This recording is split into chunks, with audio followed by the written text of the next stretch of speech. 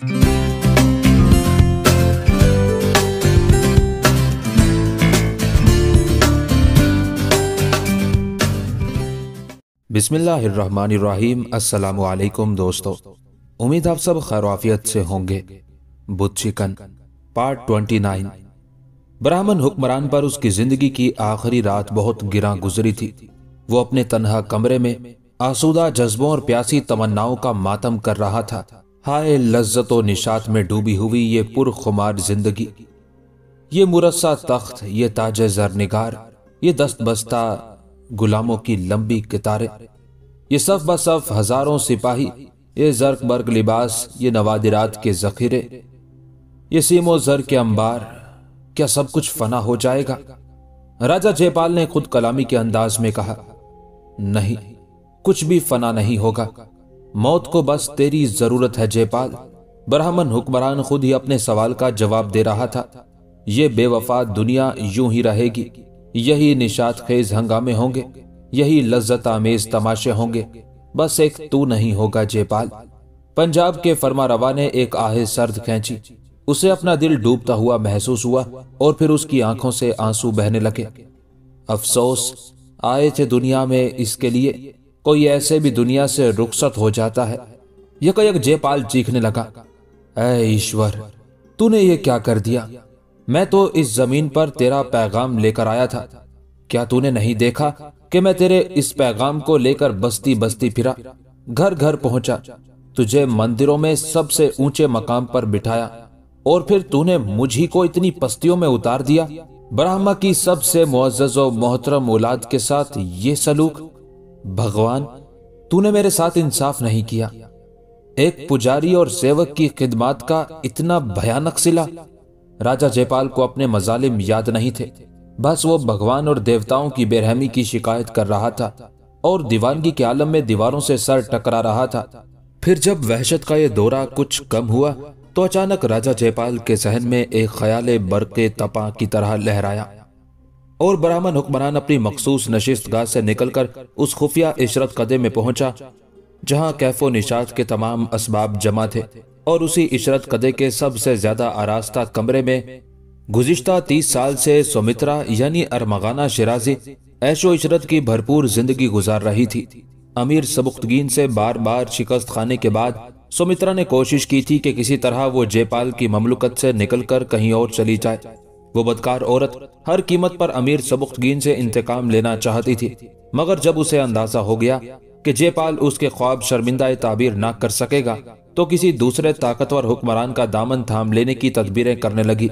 मगर जयपाल एक अयार हुक्मरान था। उसने बड़ी राजदारी के साथ सुमित्रा यानी अरमगाना शिराजी को अपनी दाश्ता बनाकर रख लिया, जबकि सुमित्रा जयपाल से मुतालबा करने लगी कि वो उसे रियाया के सामने न सिर्फ अपनी कानूनी बीवी का दर्जा दे बल्कि महारानी का एजाज भी बख्शे। लेकिन जयपाल हर बार यही कहता रहा कि जब तक वो महमूद को शिकस्त देकर अपना खोया हुआ वकार हासिल नहीं कर लेगा उस वक्त तक सुमित्रा की इस ख्वाहिश की तकमील मुमकिन नहीं थी। सुमित्रा इंतहाई हालत जबर में अपनी जिंदगी के दिन गुजारने लगी, मगर दिल ही दिल में जयपाल की मौत की दुआएं भी मांगती रही। फिर जब राजा जयपाल ने कई साल की जंगी तैयारियों के बाद महमूद पर हमला किया तो सुमित्रा की खूबसूरत आंखों में वही ख्वाब दोबारा रोशन हो गया। सबुख्तगीन ना सही, उसका बेटा सही, मैं महमूद के खून से ही अपनी प्यास बुझा लूंगी। सुमित्रा ने बड़े नाजो अंदाज और पुरजोश जज्बों के साथ जयपाल को महाज़े जंग की तरफ रवाना करते हुए कहा था, मगर इस बार भी सुमित्रा का ख्वाब रेजा रेजा होकर बिखर गया। फिर जब हिंदुओं के मजहबी कानून ने जयपाल के लिए आग की सजा तजवीज की तो सुमित्रा ने चैन का गहरा सांस लिया।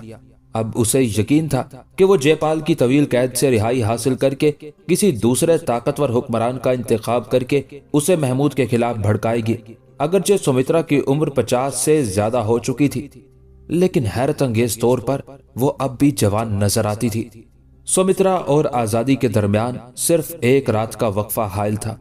वो मुस्तकबिल की मंसूबाबंदी में खोई हुई थी कि अचानक राजा जयपाल खलवत कदे में दाखिल हुआ। ब्राह्मण हुक्मरान के चेहरे से वहशत बरस रही थी। सुमित्रा ने बड़े नागवार अंदाज में शोहर की तरफ देखा। जयपाल की आमद ने उसके ख्वाबों का तसलसल तोड़ दिया था। सुमित्रा, क्या तुझे नहीं मालूम हुआ कि तेरा प्राणनाथ कल दुनिया से रुखसत हो रहा है? राजा जयपाल ने इंतहाई तल्ख लहजे में कहा। मालूम है सम्राट, सुमित्रा ने मसनूई तौर पर अपने लहजे को गमगीन बनाने की कोशिश की, मगर एक कमजोर औरत इस होनी को कैसे टाल सकती है। तू मेरी मौत के गम में अपना गिरेबान तो चाक कर सकती थी। जयपाल ने सुमित्रा की बात को झुठलाते हुए कहा, तुझे पता नहीं कि कल का सूरज तलू होते ही तू एक मुसीबत ज़दा बेवा बन जाएगी। मैं क्या कर सकती हूं सम्राट, मेरी तकदीर में यही लिखा था। सुमित्रा ने बड़ी अयारी के साथ अपने चेहरे पर बेचारगी की कैफियत तारी करते हुए कहा, तू झूठ बोलती है सुमित्रा, तुझे मेरी मौत का कोई गम नहीं है। जयपाल सुमित्रा की किसी बहाना साजी को तस्लीम करने के लिए तैयार नहीं था। तेरा चेहरा बता रहा है कि तूने मेरी शिकस्त के बाद अपनी आंखों में नए ख्वाब सजा लिए हैं। नहीं सम्राट, यह आपकी गलत फहमी है। सुमित्रा ने ब्राह्मण हुक्मरान के तेवर पहचान लिए थे, इसलिए खुशामदाना लहजे में बोल रही थी। इस जमीन पर मुझसे ज्यादा बदनसीब औरत कौन होगी कि रात गुजरते ही उसका सुहाग छीन लिया जाएगा और फिर आखिरी सांस तक वक्त की दी हुई ठोकरें और रुसवाइयां ही उसका मुकद्दर होंगी। मगर ये सब कुछ उस वक्त होगा जब तू जिंदा रहेगी। अचानक राजा जयपाल मुस्कुराने लगा, लेकिन उसकी ये मुस्कुराहट बड़ी सफाकाना थी, जैसे कोई दरिंदा अपने शिकार को करीब पाकर आसूदगी का मुजाहिरा कर रहा हो। आप क्या कहना चाहते हैं सम्राट? सुमित्रा अपने शोहर की बातों का मफहूम समझकर लरजने लगी। मैं फैसला कर चुका हूं कि कल तुझे भी मेरे साथ इस दुनिया से जाना पड़ेगा। यह कहकर जयपाल अपने बिस्तर पर दराज हो गया और सुमित्रा को हुक्म दिया कि वो उसके लिए शराब नोशी का एहतमाम करे।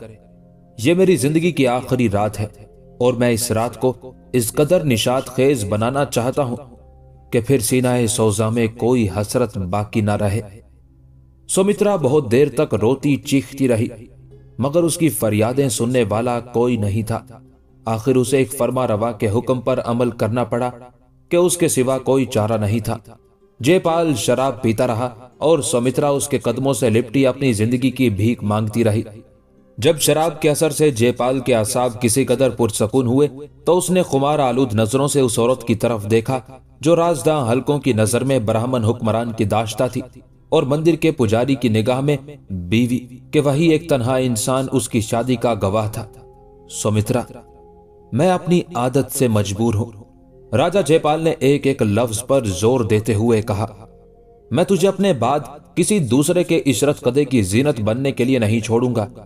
सुमित्रा ने अपनी मोहब्बत का वास्ता दिया तो राजा जयपाल और भी बेरहम नजर आने लगा। मैं तो यही चाहता हूं कि तू सारी दुनिया के सामने अपनी मोहब्बत का सबूत पेश करे। यह मेरी मोहब्बत ही तो है कि मैंने आपकी खातिर अपनी पूरी जिंदगी किसी मुजरिम की तरह एक गोशाए गुमनामी में गुजार दी। सुमित्रा ने पुरजोश लहजे में अपनी वफा की दलील पेश की, मगर फिर भी उसे यकीन नहीं था कि जयपाल उस दलील से मुतमईन हो जाएगा। यह मोहब्बत नहीं, महज एक तिजारत थी। जयपाल बड़े बेरहमाना अंदाज में मुस्कुराया। जब गजनी के बाजार में तेरी कोई मांग नहीं रही तो फिर तू पंजाब के बाजार में चली आई। ब्राह्मण हुक्मरान इंतहाई दरिंदगी का मुजाहिरा कर रहा था। तुझे खूब मालूम था कि इस इलाके के सबसे बड़े ताजिर हम हैं। फिर तूने अपनी कीमत बताई और हमने सबसे बड़ी बोली लगाकर तुझे खरीद लिया। बस इससे ज्यादा तेरी कोई हैसियत नहीं। और ये शादी? सुमित्रा पागलों की तरह जयपाल का मुंह देखने लगी। यह नाटक तो तुझे मुतमईन करने के लिए रचाया गया था। जयपाल ने वहशियाना अंदाज में कह कहा लगाते हुए कहा, यह शादी तो सिर्फ इसलिए की गई थी कि तेरा मजहब बदलकर तुझे अपने देवताओं के आगे झुका दूं। मैं अपने मकसद में कामयाब रहा। जयपाल अपने आखिरी वक्त में सुमित्रा के सामने बेनकाब हो रहा था। यह मेरा सबसे बड़ा कारनामा है कि मैंने एक मुसलमान औरत को हिंदू धर्म इख्तियार करने पर मजबूर कर दिया। परलोक में जब मेरा यह कारनामा पेश किया जाएगा तो भगवान खुश होकर मेरे सारे गुनाह माफ कर देंगे और मुझे मुक्ति हासिल हो जाएगी। मगर मैं तो कभी मुसलमान नहीं रही। सुमित्रा ने एक और दलील पेश की कि शायद इस तरह उसे आग के अजाब से छुटकारा मिल जाए। मैं तो रोज़े अव्वल से आग की पुजारी हूं और आज भी भड़कते हुए शोलों की परस्तिश करती हूं। राजा जयपाल सुमित्रा की उस दलील पर चौंक उठा, मगर फौरन ही अपनी खिफ़त मिटाने के लिए बोला, इससे क्या होता है? तू मुसलमानों के देश से आई थी, तेरा नाम तो मुसलमानों जैसा था। भगवान सब कुछ अपनी आंखों से देख रहे हैं। वो हर हाल में मेरे इस अमल को कबूल कर लेंगे और मुझे सारे अजाबों से निजात दे देंगे। सुमित्रा की कोई दलील, कोई मिन्नत काम नहीं आई। वो सारी रात जयपाल के सामने गिरिया उजारी करती रही और ब्राह्मण हुक्मरान सुमित्रा की जांगुदाज फरियादों से बेनयाज होकर शराब पीता रहा। सुबह होते होते मौत के खौफ ने सुमित्रा को नीम जान बना दिया था।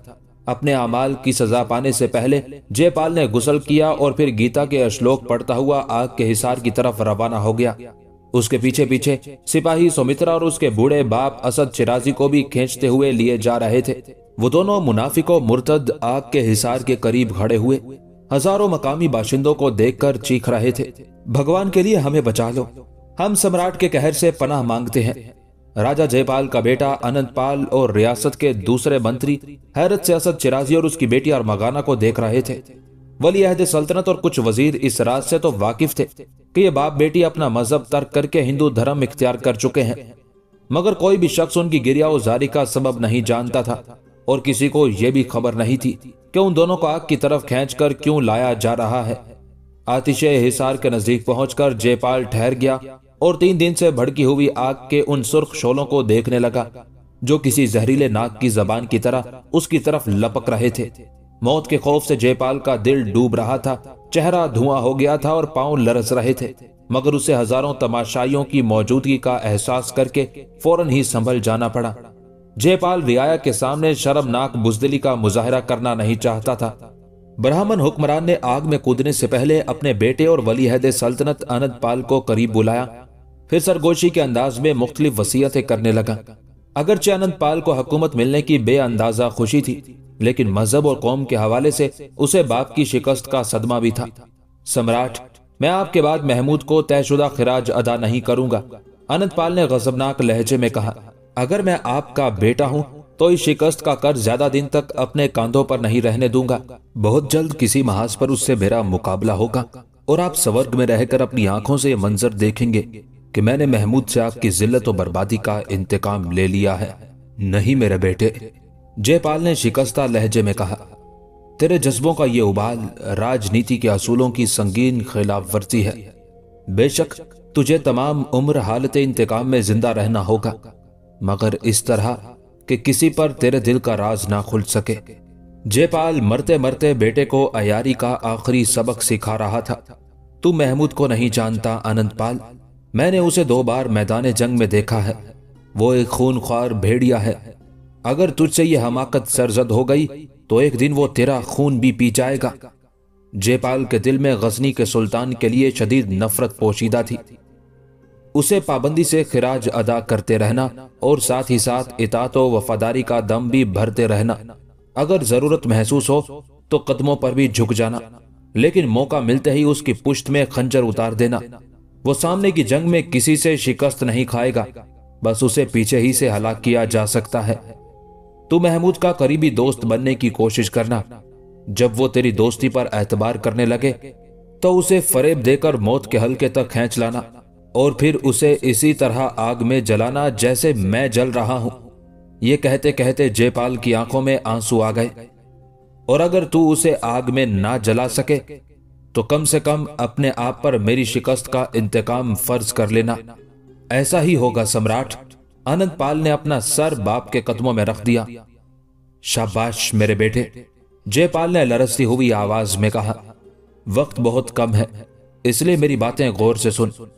मैं तुझे क्या बताऊं कि महमूद ने मुझे किस किस अंदाज से जलील किया है। ऐसी रुसवाई तो किसी हुक्मरान के हिस्से में नहीं आई होगी। इतना कहकर जयपाल ने अपनी दागदार पेशानी की तरफ इशारा किया और उस तहरीर गुलामी की तफसील बताई जो महमूद ने गजनी में ब्राह्मण हुक्मरान से लिखवाई थी। उस इंकशाफ पर अनंतपाल के दिलो दिमाग उस आग की तरह जल उठे जो राजा जयपाल को सजा देने के लिए भड़काई जा रही थी। देवताओं की कसम, मैं उसे एक दिन इसी आग की खुराक बनाऊंगा। अनंतपाल ने एक बार फिर बाप के पांव छूते हुए कहा।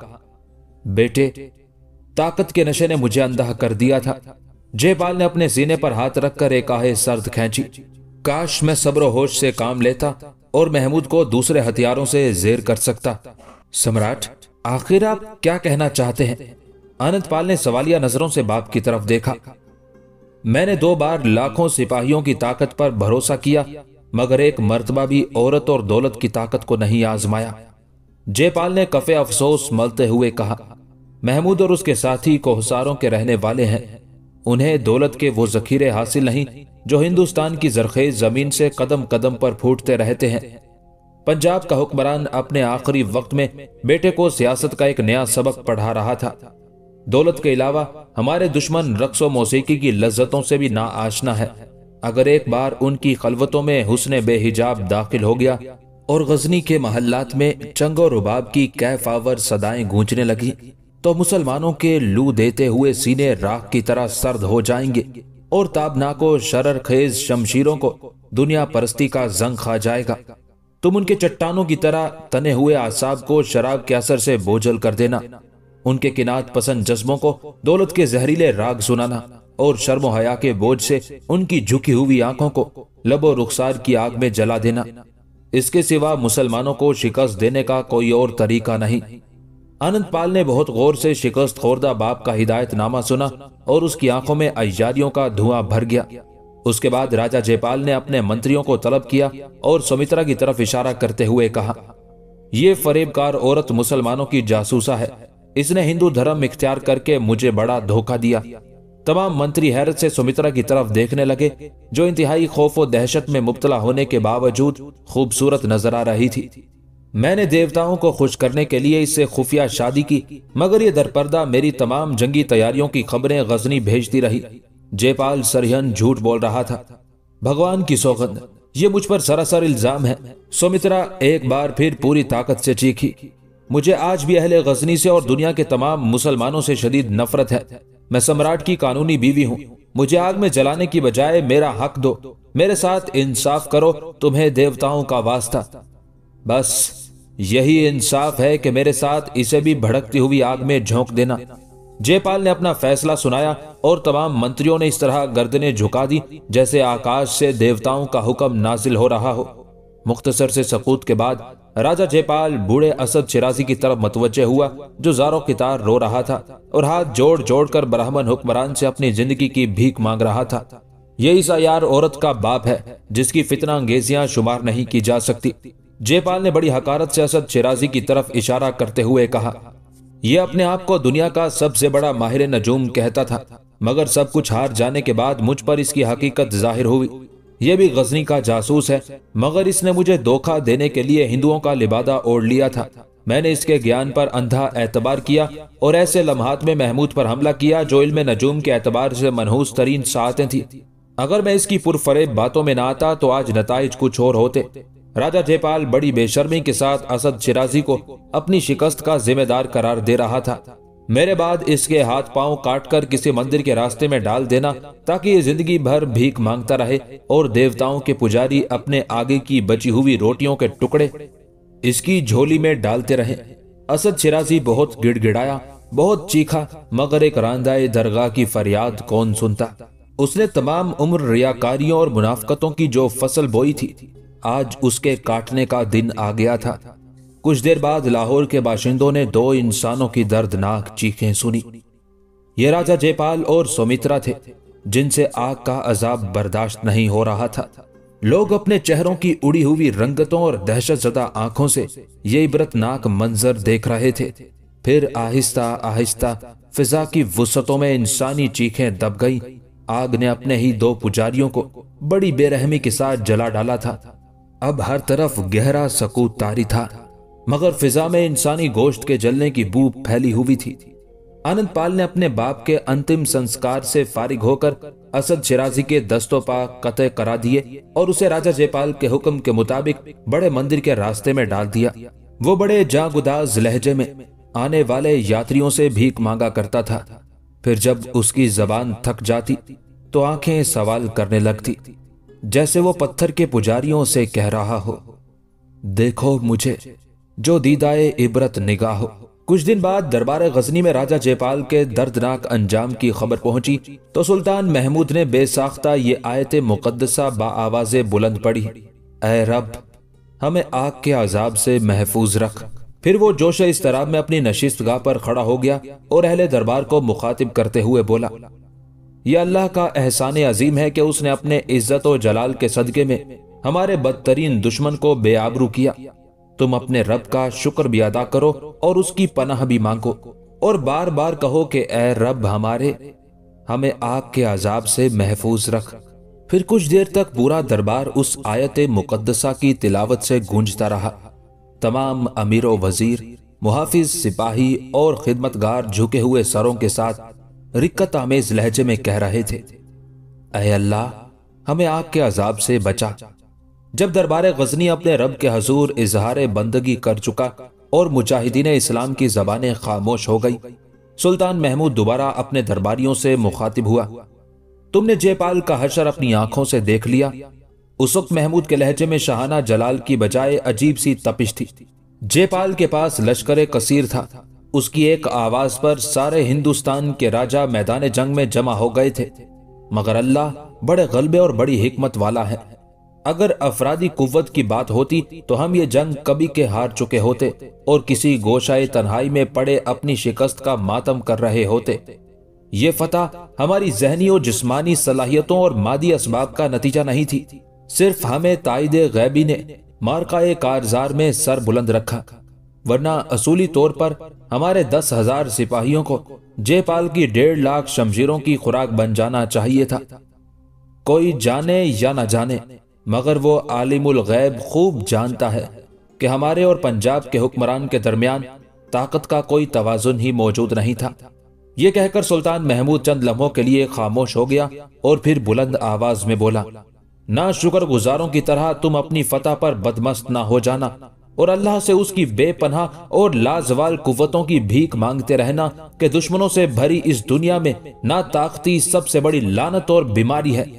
جے پال کی شکست اور انجام پر ہمیشہ نظر رکھنا کہ وسائل کے انبار اور طاقت کے ذخیرے اس کے کسی کام نہیں آئے کہ وہ اپنے ہی وطن میں بے وطن ٹھہرا اور اس کی اپنی ہی زمین اس پر تنگ ہو گئی اور اس نے اپنے ہی ہاتھوں سے اپنے پیراہنے جان میں آگ لگا لی۔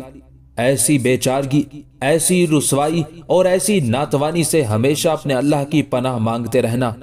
یاد رکھو کہ ہم اہل ایمان کو 2 آگوں کا سامنا ہے، ایک دنیا کے مسائل کی آگ اور دوسرے آخرت کی کبھی نہ ختم ہونے والی آگ۔